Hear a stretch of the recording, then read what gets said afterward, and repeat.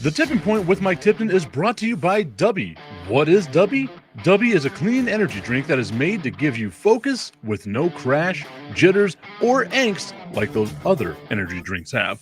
They also have no maltodextrin fillers and don't use artificial dyes. Dubby contains vitamins, amino acids, a nootropic, and 150 milligrams of caffeine.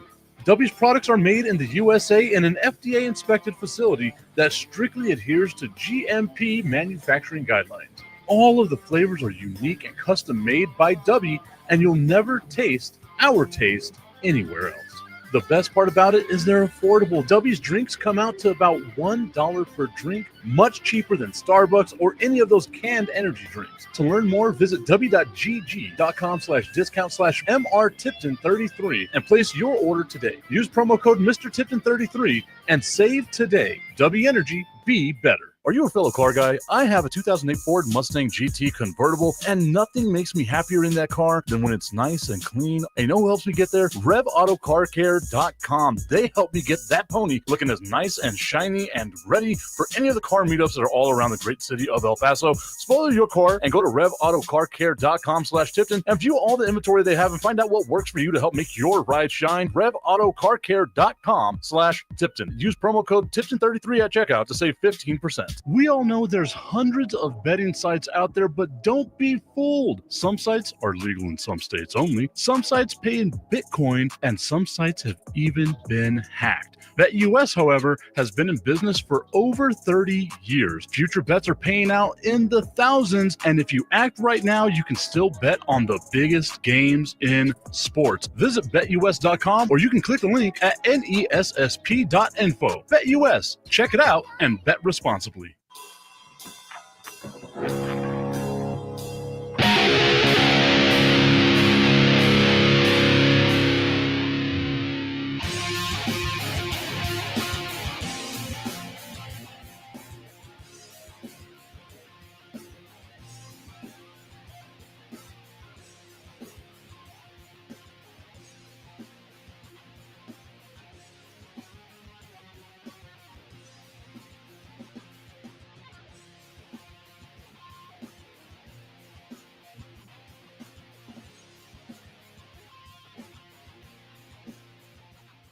Time for the Tipping Point with Mike Tipton. Mike Tipton hanging out with you here on a Wednesday morning, Wednesday, February 19th.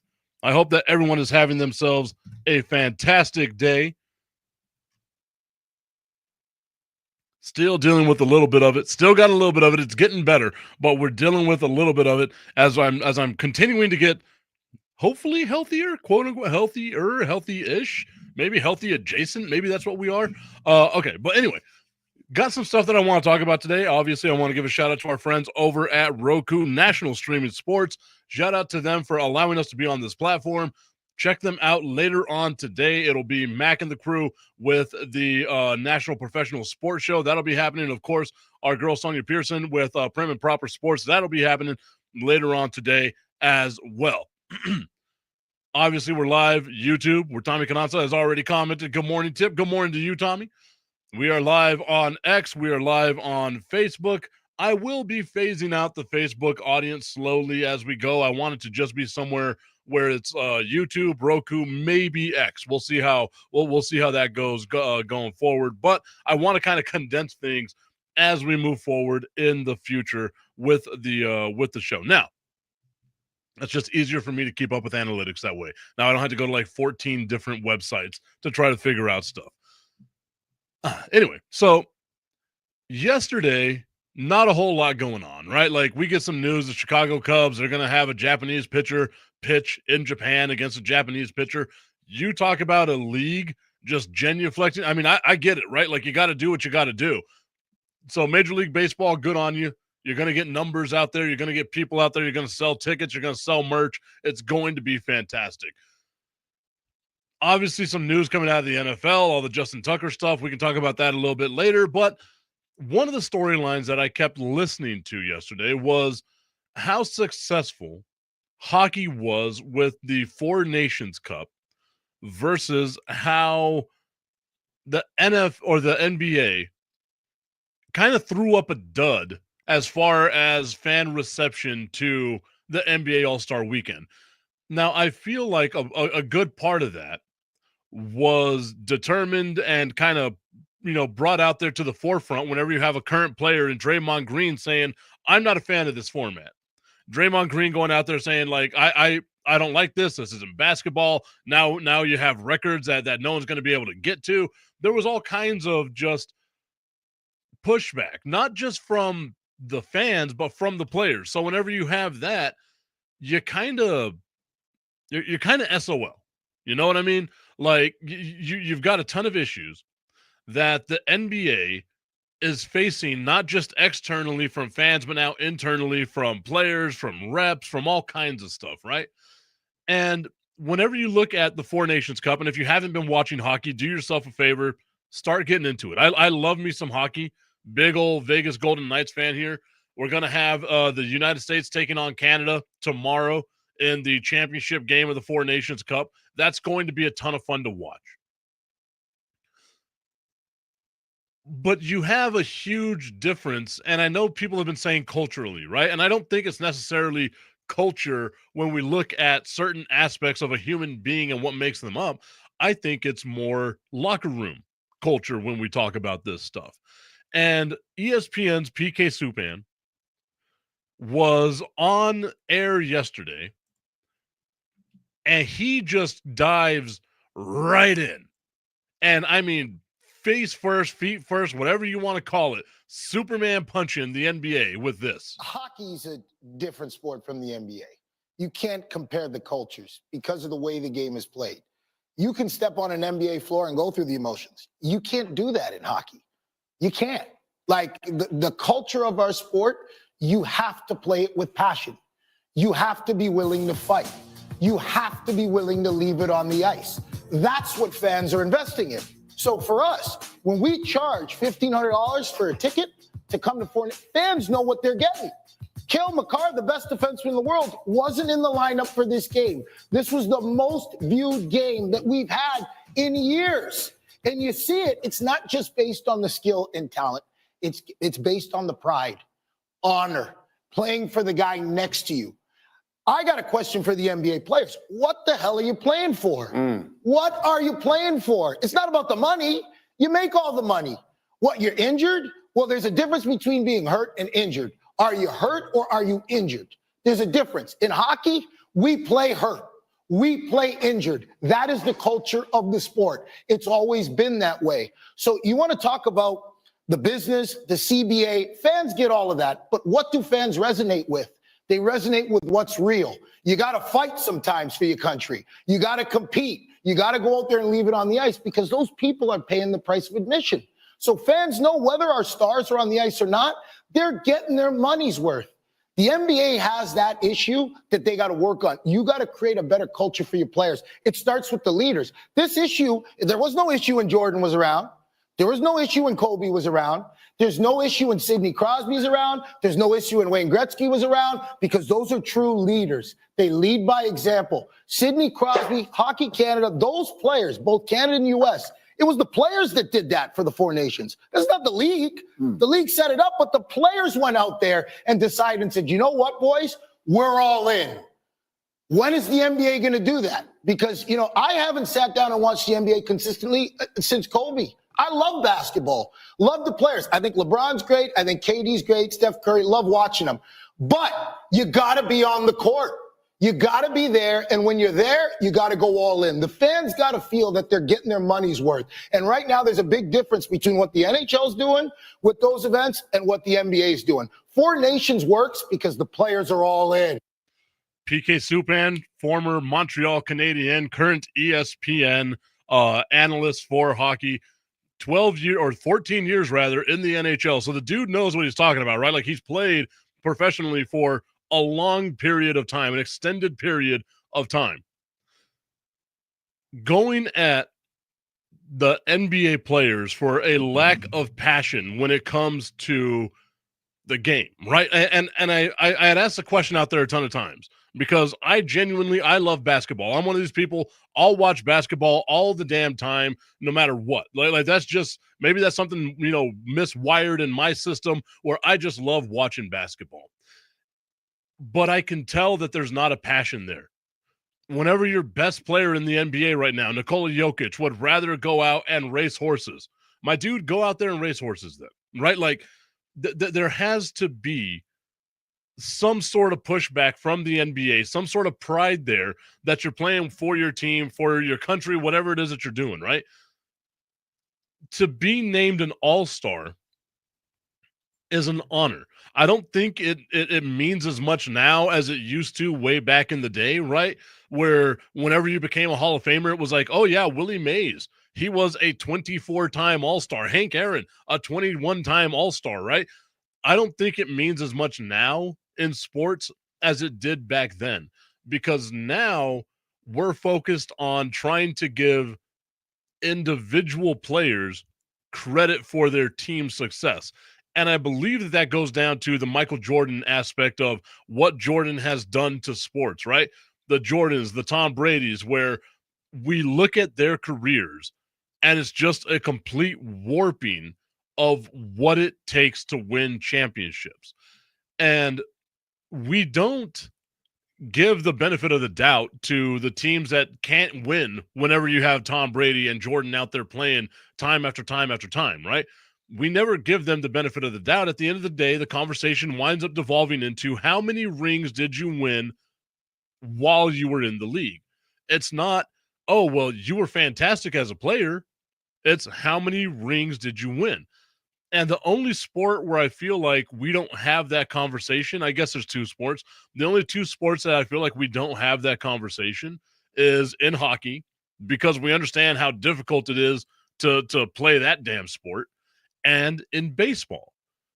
And baseball, I believe we're starting to turn into the how many championships did you win, right? Mike Trout's not great because he never won a ring. Well, hell, neither did Ken Griffey Jr., neither did Barry Bonds, right? Like, we can legitimately look at that. Neither did Ted Williams. Like you can go through a whole list of legendary players in Major League Baseball, legendary players in the NHL that never won a championship.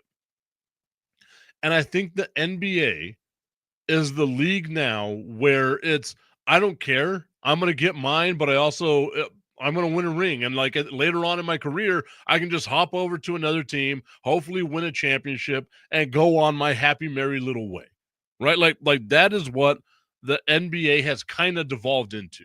And for me, as someone who loves basketball, it's really sad to watch. And the reason why I'm bringing this up, the reason why I'm saying, okay, well, we have such a lack of passion in the NBA, and I think it's more so from the American players than it is from most of the European players, right? You can look at a Luka Doncic, and you can tell he lives, eats, breathes basketball. You can look at Giannis Antetokounmpo and just a physical transformation he's done. Lives, eats, sleeps, drinks, breathes basketball. The same thing with Victor Wembanyama, right?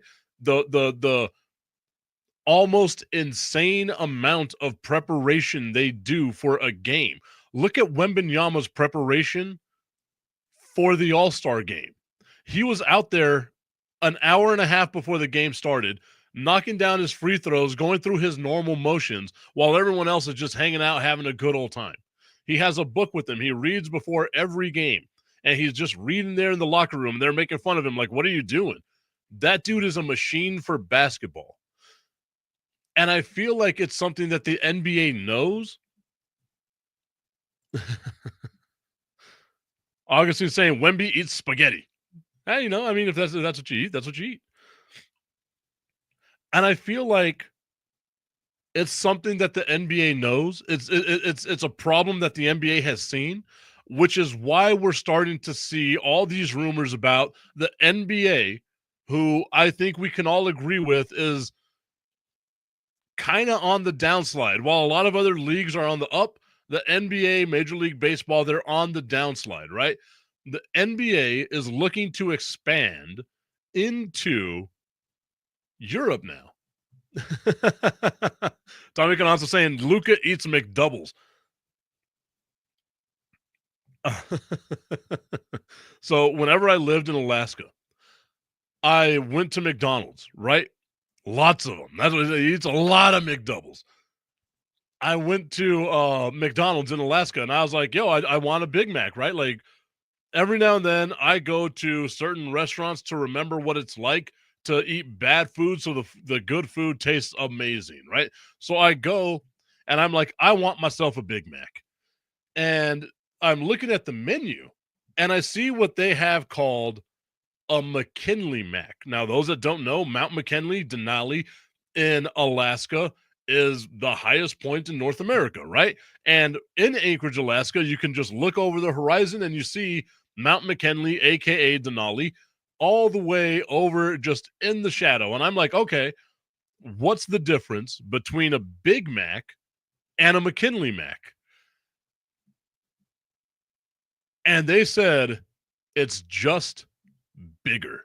And I thought to myself, I'm from Texas. I like things bigger. And they brought out a Big Mac that I swear to God, I could palm like a basketball. And I ate every single bit of that damn thing down. Like there was something about that burger that made it taste so much better than all the other burgers that were out there. And I'm not even like, I can palm a basketball. I can palm a basketball. That is how I would be able to eat that damn thing. Like it was just a ton of meat slathering around in my mouth, just a ton of meat. Tommy, I did that one for you. Augustine saying the Big Mac is so small, and then no, you at McDonald's? It can't be. I'm a fat guy. I embrace my fat guy, my fatness. But yeah, like it was an amazing burger. Scarfed it down, and it was a fun time. Tommy's like, Tip, just stop. Please just stop. But yeah, like it was that was fantastic to me. It also reminds me now that I'm going through that, Tommy saying pause, of one of my uncles referring to a hot dog as tube steak. I'll just let that one sit there. He referred to a hot dog as tube steak. Remember, I'm going back to like Jerry Jones with the glory hole thing. That's how he felt about hot dogs. But I don't ever remember anybody in my life ever referring to a hot dog as tubed steak. Applause. Anyway. August is saying you got my tone just right. I'm telling you, my guy. I'm an actor. I could be out there winning all kinds of Academy Awards if I just didn't look like this. I'd have to be a good-looking guy, or maybe they have like they have like those films what's his damn name? Old boy from Encino Man, Brendan Fraser. Whenever he was the whale, I'm like I could have been the whale. I'm a fat guy. You don't have to put a bunch of prosthetics on me. I have a hard time getting up in the morning and moving. I'm a whale. Let me be the whale. I was in say tube steak. Which trailer park is this? It was that'll be a conversation for another time. I gotta move away from just opening up all of the I guess shortcomings of my family and the words that they use referring to things, hot dogs mainly, as tube steak. I will never. And again, I remember going up to him and be like, "Yo, I know what you mean, but other people out there might not know what you mean, right? Like for this generation, it means this." And he gave me a look like you're effing stupid and just kept referring to it that way. And I said to Dallas Cowboys PR people, you got to save Jerry Jones from himself. Where's that person to help him out? Or if that person already helped him out, Jerry Jones is going to be like, you know what? I like my glory hole. I'm going to visit my glory hole as much as possible. I love me some glory hole. I think what I'm going to do is like just look up old phrases and try to bring them back in just random conversation to see if I can just confuse the hell out of people. I believe that would be my calling in this life. If I can just use inappropriate jargon from the 1800s or the 1700s, I am going to find a way to make that mine. Everyone in media needs a niche. That's going to be my niche. So I look at this article, and I that was a weird tangent to go to, from talking about the NBA expanding over into Europe and the problem that they have in the NBA, to Mount McKinley to tube steak. So I mean, we got that working on our way. And please do not come at me for using the word Mount McKinley. In Alaska, as someone that lived there, they use both Denali and Mount McKinley. It's not a win for either side. It's just what it is. It's both. It's Denali and Mount McKinley. Please don't come at me saying that I'm some sort of way. I've already had these conversations with people, and they sincerely bother me. And why the hell am I wearing red right now?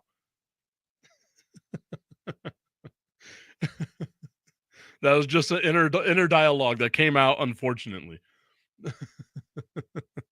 But the NBA, over the last couple of years, like we've seen them have preseason games in London, a la what the NFL is doing, right?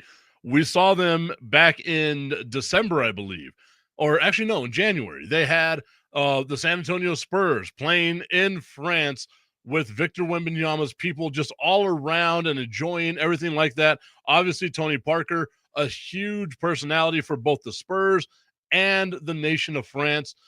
And it turns out that the NBA is trying to expand its footprint in Europe.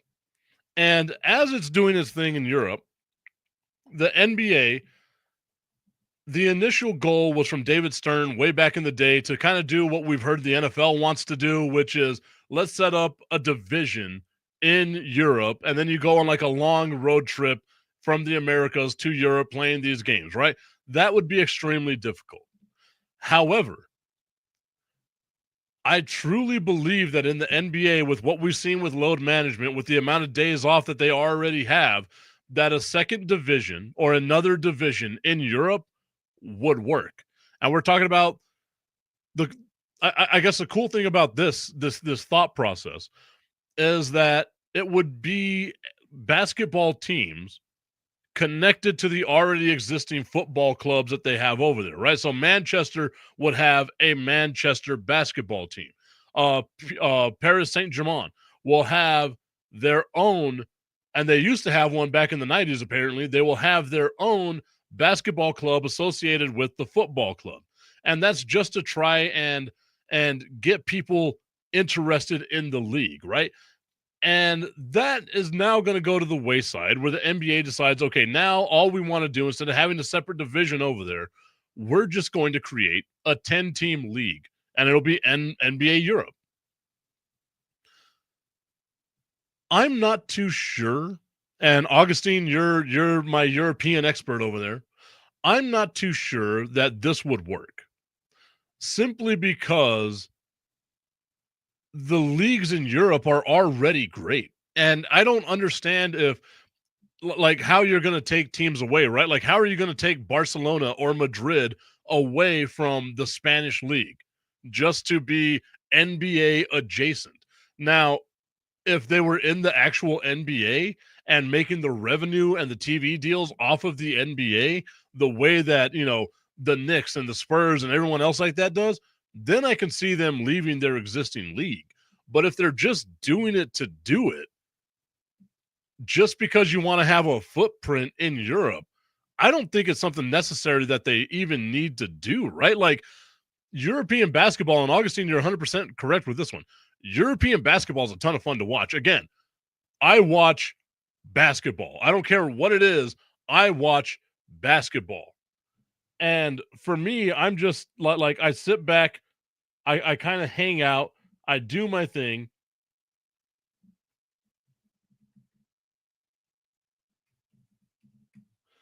And I just, as I'm watching, like, I watch the European leagues, and I'm in awe of them.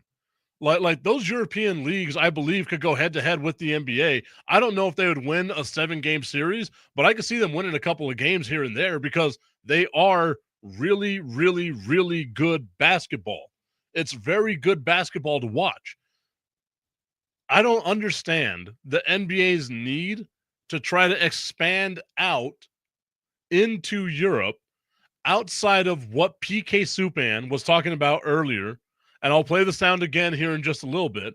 But from what PK Subban was saying earlier about how there's not a passion with NBA players, right? Like you just don't see it, especially not American NBA players. Because if the NBA had gone to a model for the All-Star game, a la what hockey did with the Four Nations Cup, if the NBA went like a world versus USA or world versus North America style of basketball, I don't think it would be taken as seriously as what we got USA Canada, right? Now, obviously, I know in the NBA, they're not going to, start throwing hands because we've never seen an actual punch land in the NBA outside of Ron Artest hitting fans. But at least give me something, right? Like take a little bit of pride in yourself. Now, remember, this is what PK Subban had to say. Hockey's a different sport from the NBA. You can't compare the cultures because of the way the game is played. You can step on an NBA floor and go through the emotions. You can't do that in hockey. You can't. Like the culture of our sport, you have to play it with passion. You have to be willing to fight. You have to be willing to leave it on the ice. That's what fans are investing in. So for us, when we charge $1,500 for a ticket to come to fans know what they're getting. Cale Makar, the best defenseman in the world, wasn't in the lineup for this game. This was the most viewed game that we've had in years. And you see it, it's not just based on the skill and talent. It's based on the pride, honor, playing for the guy next to you. I got a question for the NBA players. What the hell are you playing for? What are you playing for? It's not about the money. You make all the money. What, you're injured? Well, there's a difference between being hurt and injured. Are you hurt or are you injured? There's a difference. In hockey, we play hurt. We play injured. That is the culture of the sport. It's always been that way. So you want to talk about the business, the CBA, fans get all of that. But what do fans resonate with? They resonate with what's real. You got to fight sometimes for your country. You got to compete. You got to go out there and leave it on the ice because those people are paying the price of admission. So fans know whether our stars are on the ice or not, they're getting their money's worth. The NBA has that issue that they got to work on. You got to create a better culture for your players. It starts with the leaders. This issue, there was no issue when Jordan was around. There was no issue when Kobe was around. There's no issue when Sidney Crosby's around. There's no issue when Wayne Gretzky was around because those are true leaders. They lead by example. Sidney Crosby, Hockey Canada, those players, both Canada and U.S., it was the players that did that for the Four Nations. It's not the league. The league set it up, but the players went out there and decided and said, you know what, boys? We're all in. When is the NBA going to do that? Because, I haven't sat down and watched the NBA consistently since Kobe. I love basketball, love the players. I think LeBron's great. I think KD's great. Steph Curry, love watching them. But you got to be on the court. You got to be there. And when you're there, you got to go all in. The fans got to feel that they're getting their money's worth. And right now, there's a big difference between what the NHL's doing with those events and what the NBA is doing. Four Nations works because the players are all in. The players are all in. You see it right there. You hear it. You hear the passion from PK Subban, right? Like, because he's only 35 years old, he wishes that he could still lace them up, get out there on the ice, and do that. How often do you see that from an NBA analyst? Right. And like, I'm saying that legitimately. How often do you see that from any of the NBA players that they have on ESPN? Right now, I know the obvious exception to that is my friend Ryan Hollins, who is the NBA color analyst for the Houston Rockets. And he plays in the Big Three league, right? So he's still playing basketball. He's doing his thing, right? How often do you hear a Kendrick Perkins talking like this? How often do you hear Paul Pierce or any of the other players talking like this, where it's like, yeah, we've got to do this. We got to do this for ourselves. Augustine's saying NBA players are playing for more money, question mark. I think what PK Subban is saying, like, look, on average, like AAV, the NBA makes so much more money than, like, NBA players make so much more money than the rest of the leagues do. Maybe baseball might be rivaling them there, but NBA player contracts, like where you can be the last dude on the bench and you're still making $20 million a year, that's how absurd some of the money is in the NBA, right? And that's what PK Subban's talking about is like, what is it that you guys are playing for? You got all the money in the world. I said it, I want to say Monday, right? Where I was like, if you want the All-Star game to mean something, $1 million goes to each player on the winning team. The losing team gets nothing. No, it's all or nothing. And I feel like that would be a way that you'd get people involved. But then again, what's $1 million to a guy making $50 million, right? Like let's look at LeBron. Let's look at Jimmy Butler, right? Like they're already making a ton of money. So why would they play in this All-Star game? It's not all about money. There's a level of pride there that you don't get in the NBA, that you get in football, that you get in hockey. Maybe it's because of the physicality, right? Like you don't want some dude just bodying you up and dominating you. You got to fight back, right? Look at how that Four Nations Cup game between the United States and Canada on Saturday started. The puck drops and the Kachuk brothers drop the gloves and just start throwing haymakers. Like that is a different level of passion that I don't think you get out of the NBA. And the NBA, you'll get dudes yelling and talking at each other, grabbing their teammate, hold me back while I yell at this dude. That's what we get out of the NBA. I'm trying to figure out what's it going to take basically to save the NBA. Because I really like this European League idea. I want it to be a division, right? Like NBA Europe division. You have 6 teams in that division, maybe 10 teams in that division, and they get to come over and travel and do all that stuff, right? Like obviously the travel is going to be a while, but let's not act like we don't have long layoffs between games. Will Heron saying that game also had political ties after our dear leader went after Canada. Woof, dude. Like that's I totally get that, right? There's also a ton of political ties. Like basketball to me, much more global than hockey is. We can't sit back and pretend like globally basketball isn't the second biggest sport in the world. It definitely is, right? Like it's there, and you see the passion from most of the European players. Nikola Jokic is the outlier, right? But again, look at just the OCD style that Victor Wembanyama employs as he gets ready for a game. Look at it was sarcastic, Tommy. It was sarcastic, I believe. I'm hoping. Got to get me some water. But I look at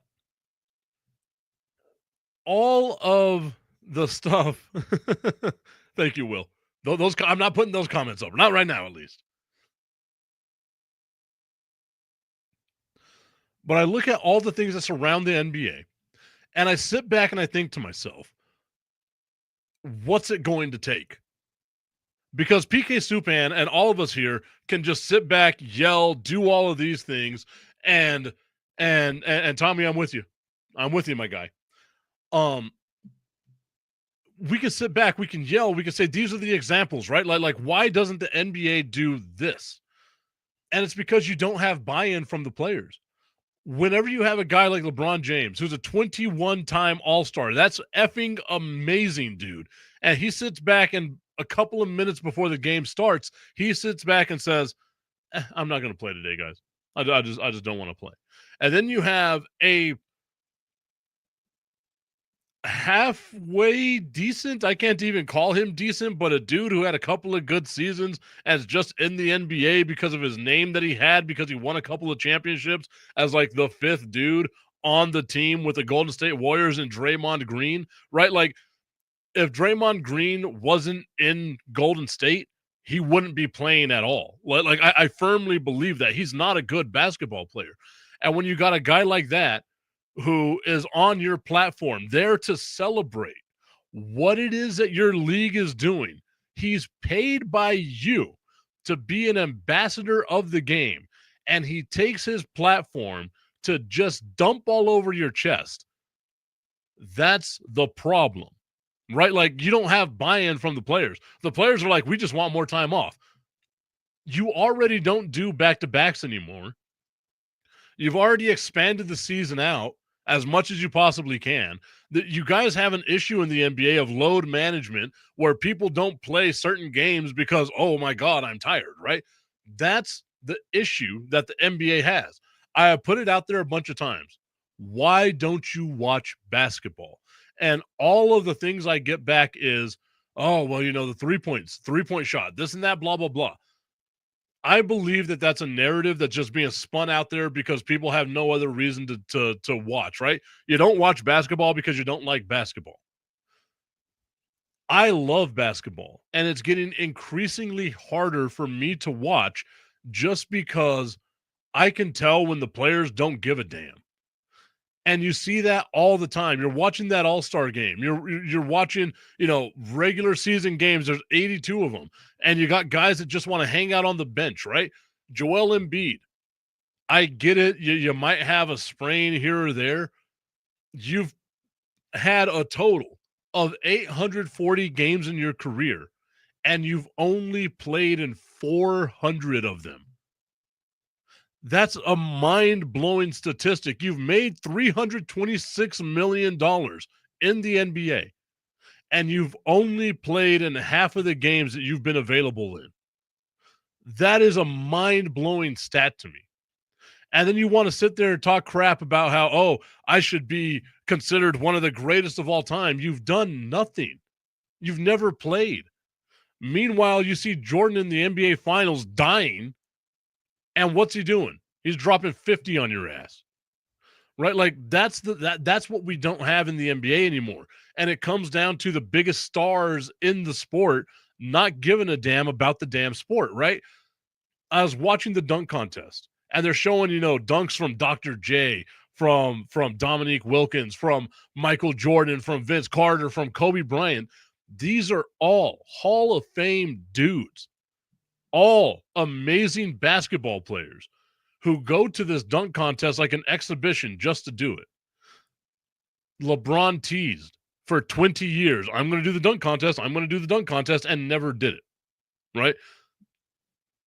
That's why the dunk contest kind of died out. There was no big star to carry it around. Like, if it was Dwight Howard and LeBron James in those dunk contests, that would have been amazing.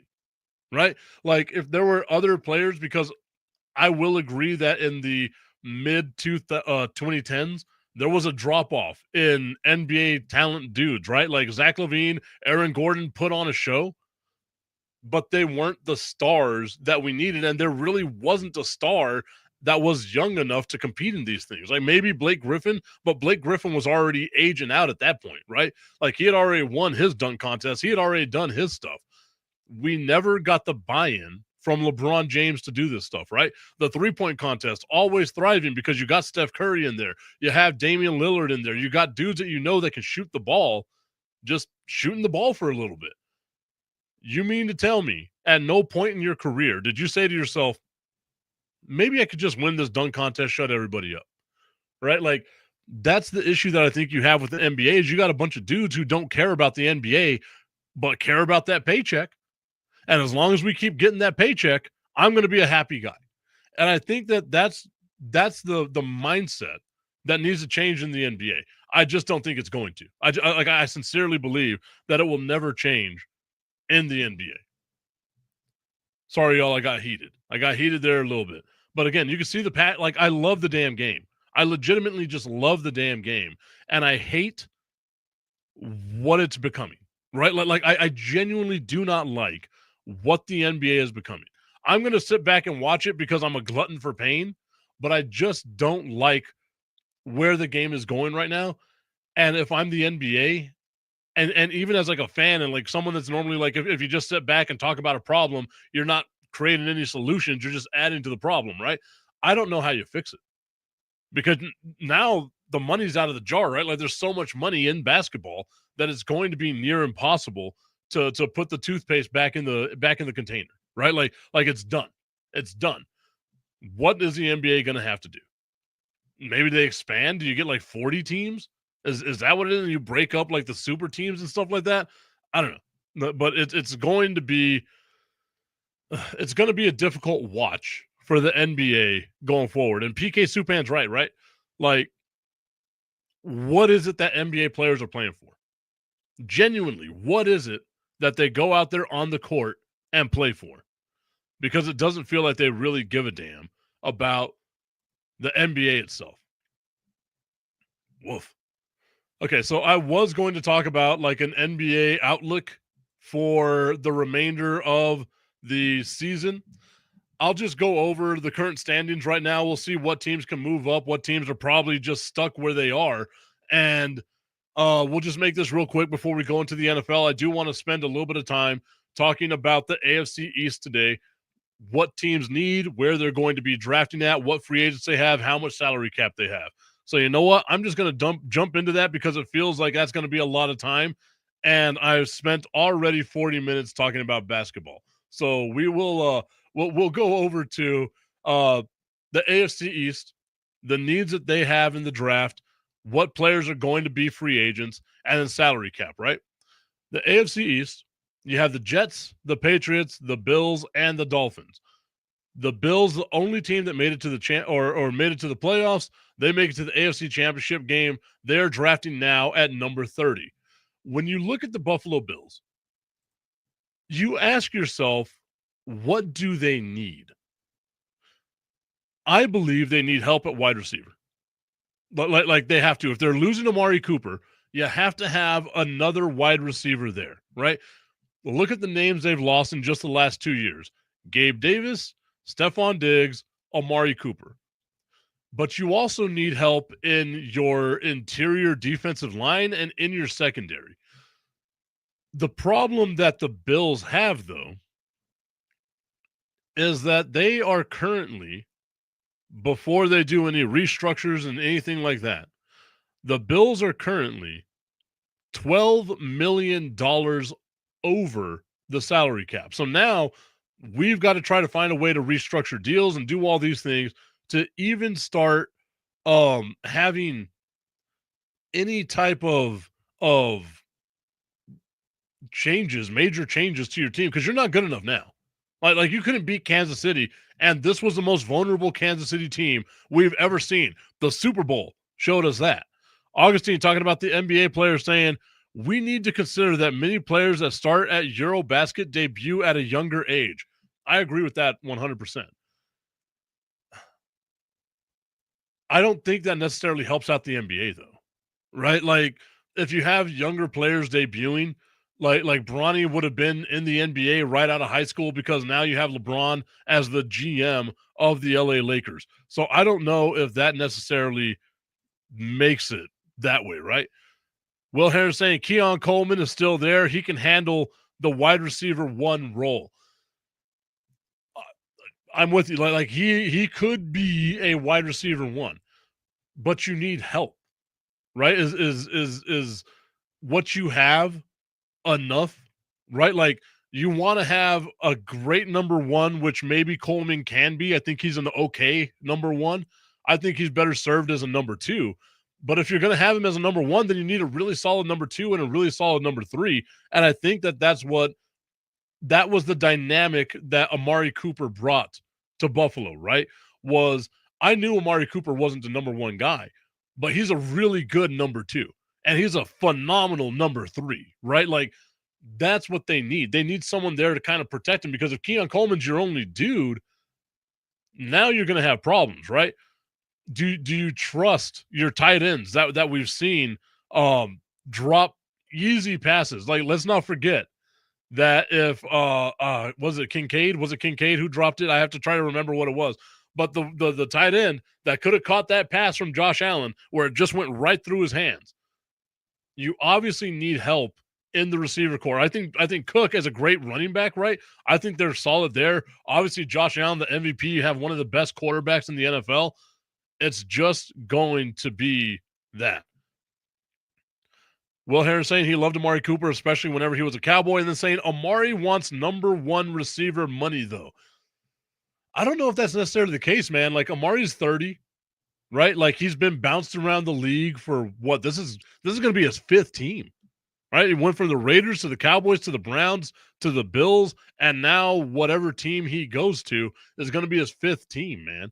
Like I'd love to see him back in Dallas. I think he'd be a great number 2 or number 3, right? Dallas needs more receivers, but we'll talk about that coming up later. I don't know if Amari Cooper wants number 1 money though. Like I genuinely don't know if I believe that. Will Harris saying that he agrees that Amari is a 2. And now looking at the names that are out there, right? Like who you have that you could possibly get if you are the Buffalo Bills in the draft. Tommy Cananza saying that he'd take Amari back. I think every Cowboys fan would take Amari Cooper back. I was heartbroken. I don't say that lightly. I was heartbroken when the Dallas Cowboys traded him to Cleveland for what, a 5th round pick? I was like, how embarrassing is that? You're one of the best wide receivers in the NFL, and all Jerry Jones could get back for you was a 5th round pick. Before I lose my damn mind here. And I see 3 players, maybe, that I think the Buffalo Bills should target in the NFL draft. Now remember, they're drafting number 30. There's always a possibility they can trade up, they can do something else, but I'm doing it as they are right here, number 30 in the NFL draft. And I think the cornerback Benjamin Morrison out of Notre Dame, we saw that dude ball, right? Like he's a great defender. Now, obviously, no interceptions this season, but it's because they just didn't throw the ball his damn direction, right? Like it's kind of the Deion Sanders thing.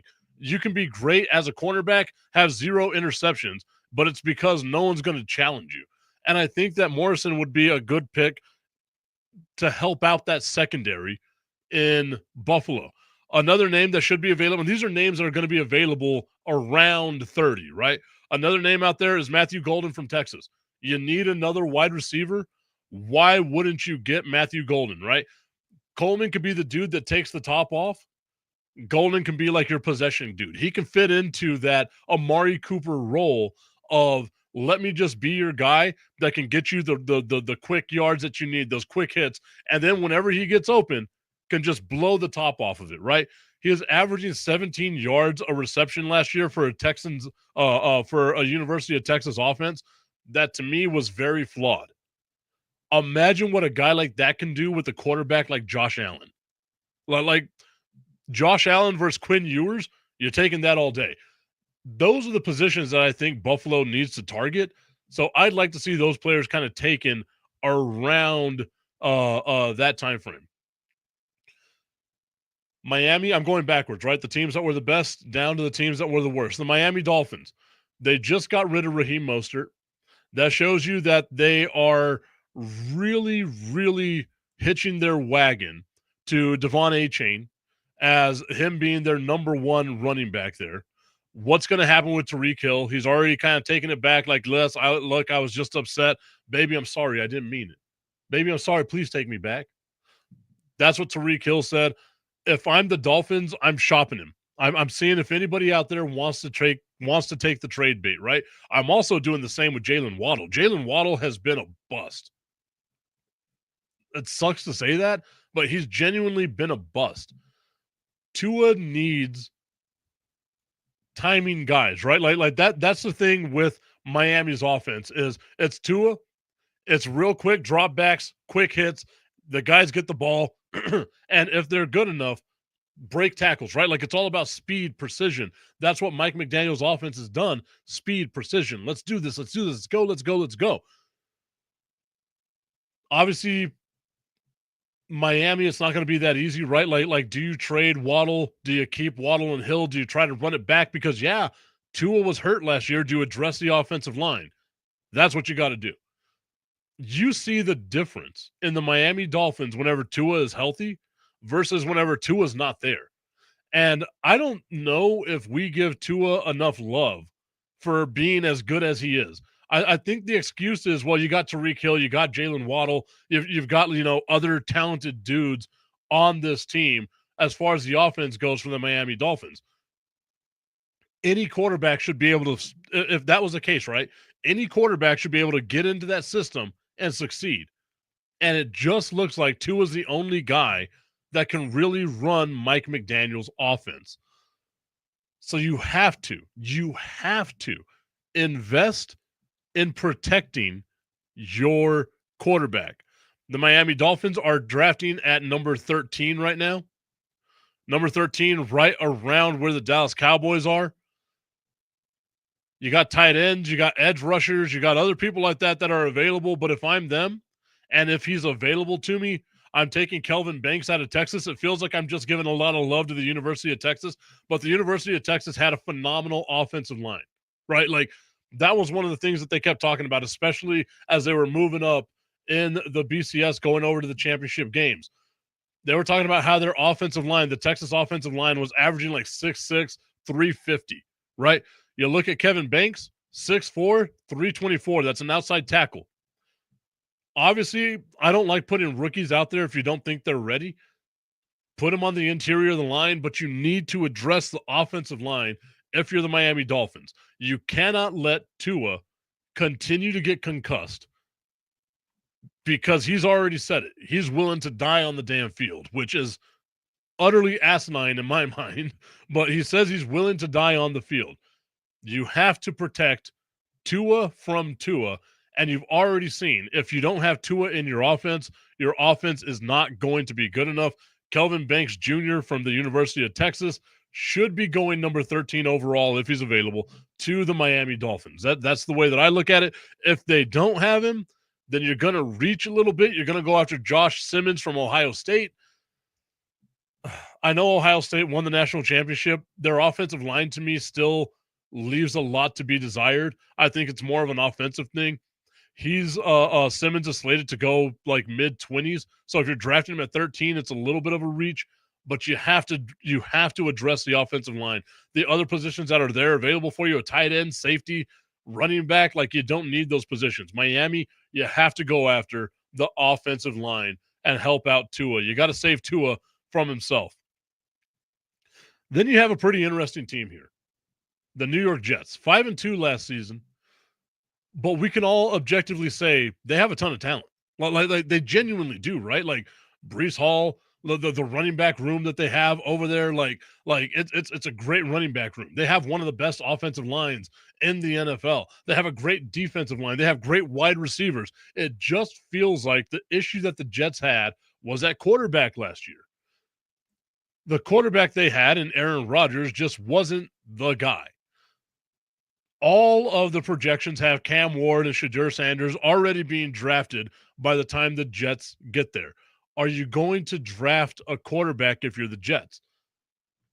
Or are you going to go after a guy in free agency, right? Do you try to bring back Sam Darnold now that you've got some talent around him and maybe you can run it back, make some noise in the division? I still feel like no matter what the Jets do, they're going to be the third team in that division. It'll be really hard for them if the Dolphins are healthy to leapfrog the Dolphins. They're not better than the Buffalo Bills. Like we can say that unequivocally. No matter what the Jets do, they're not better than the Buffalo Bills unless they trade for Josh Allen and the Bills just get rid of Josh Allen for some reason. Like that would be the only way.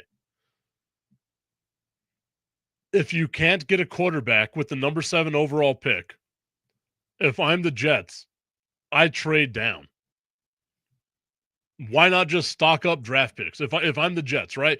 Because I'm a firm believer that there is a huge gap between Shadur Sanders, between Cam Ward, and then all the other quarterbacks that are out there, right? Like Jackson Dart, Jalen Milroe, Quinn Ewers, you're not taking flyers on them, right? Like you're just not doing it.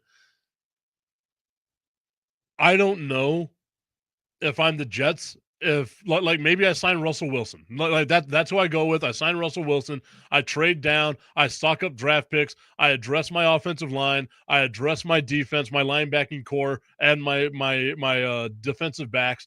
And that's what I would do if I'm the Jets. I know it doesn't sound sexy because I'm supposed to be like, you take a player here. If I'm the Jets, I trade down. There's not a quarterback worth taking if it's not Shadur or Cam Ward. Just not. And that's the position that the Jets need to address. And then you've got an interesting team as well. in the New England Patriots. New England is in a very advantageous position. And I'm trying to find my notes that I had here on the New England Patriots. There we go. The New England Patriots have $123 million in salary cap space. They're also drafting number 4 overall. And all the projections have the New England Patriots drafting Shedeur Sanders, which again, I don't know if I'm or not Shedeur Sanders, Travis Hunter, sorry. I'm not sure if I'm the New England Patriots that I move on from Drake May, because Drake May to me has done more than enough to prove that he's a pretty damn good quarterback in the NFL. I like, and I know it's weird to say this, I like Ramondre Stevenson. I think he's a serviceable running back.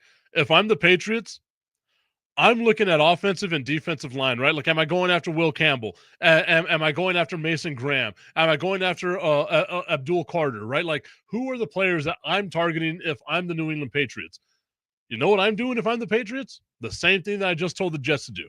I'm trading back, man. I've got $123 million I can spend in salary cap.